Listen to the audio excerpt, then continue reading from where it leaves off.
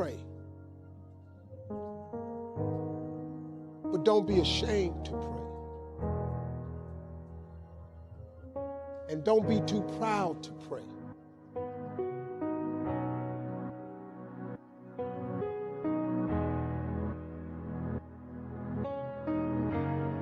Listen to me. I don't care how dark it looked for you. I don't care what they done said to you. I don't care what the verdict is. I don't care what the haters say. Prayer changed things. I'm talking to a girl that I grew up on a block, man, that it didn't breed success. A lot of people on our block ain't here no more, man. I grew up in a place, man, that was you had to be something else you come up out of there. Prayer changes things. I was told I would never be nothing. Prayer changes things. I flunked out of school. Prayer changes things. I'm on my third marriage, lost everything I've owned twice. I've been homeless and lived in a car for 3 years. Prayer changes things. Prayer.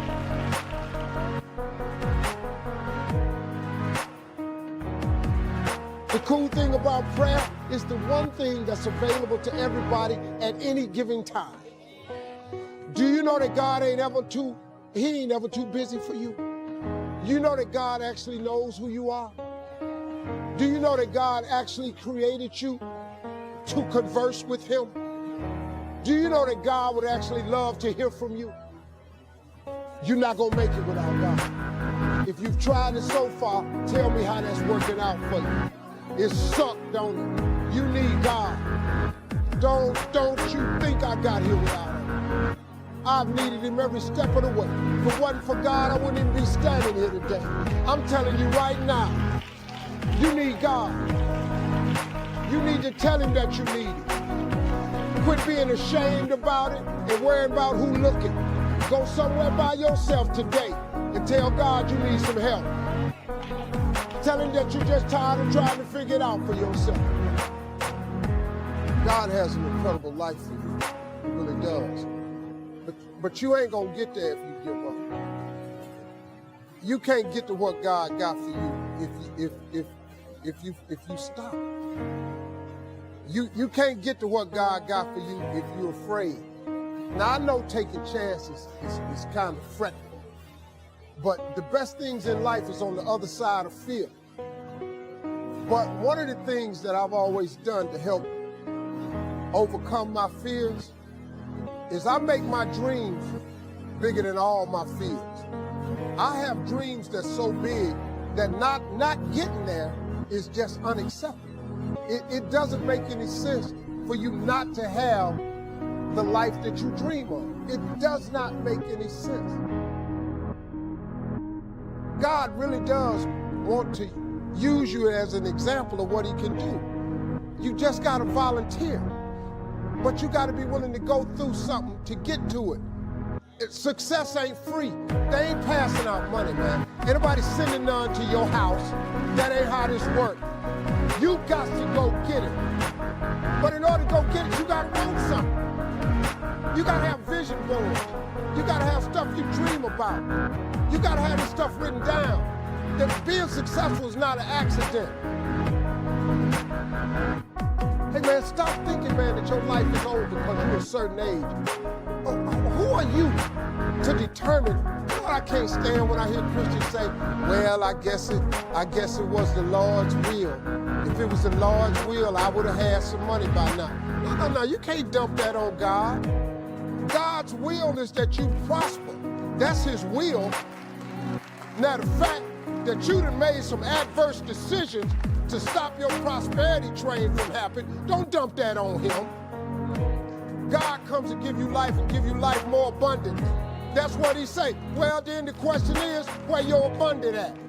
You're going down to church and memorizing all these scriptures. Why don't you apply some of them? He come to give you life and give you life more abundantly. God got a great life for you, man, but you got to want something. You got to want it, you got to write it down. Most people don't have what they want in life because it ain't written down nowhere.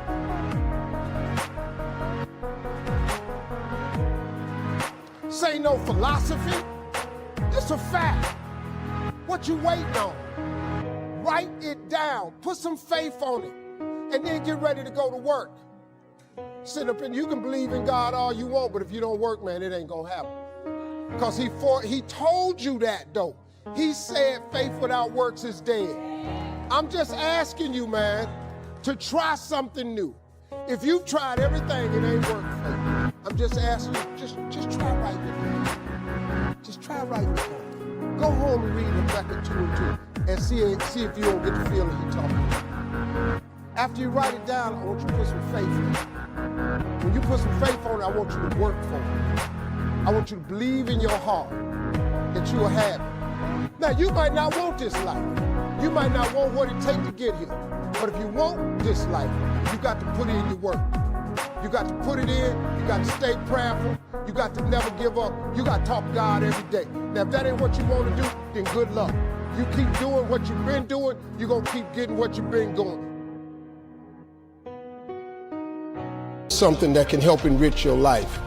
It's a sure sign from God that he ain't through with you because he wakes you up in the morning. When he's done, you won't wake up no more. But as long as you're waking up, that means he has something for you that he hasn't been able to give to you for whatever the reason. I'm going to help you get to that reason a little bit quicker. I want to tell you something that I learned that changed my life. I was reading a book one time that had a quote in there from Albert Einstein. And Albert Einstein said, "Imagination is everything. It's the preview to life's coming attractions." If you think about that, that's a really, really true statement. Because everything you see in this world came from somebody's imagination. Everything. Somebody was talking on the phone one day, on that wall phone, connected to the cord, and tried to walk, and it didn't go no further. And he wanted to just go outside and get something out the car. Somebody said, "You know what? I wish I could take this phone outside." Everybody in here got a cell phone. It was in somebody's imagination. Somebody imagined that. Somebody imagined everything. Somebody got tired of walking. Somebody got tired of driving cars. Somebody said, "We're gonna fly." You're not finna fly. Everybody in here done been on a plane. See, your imagination is the evidence of things not seen. You know why they call it the evidence of things not seen? Your imagination, you're the only one can see it. You're the only one can see it. See, so all this stuff you've been imagining was not some hocus pocus. When you imagine stuff, it's actually God showing you a preview of a coming attraction he has for you.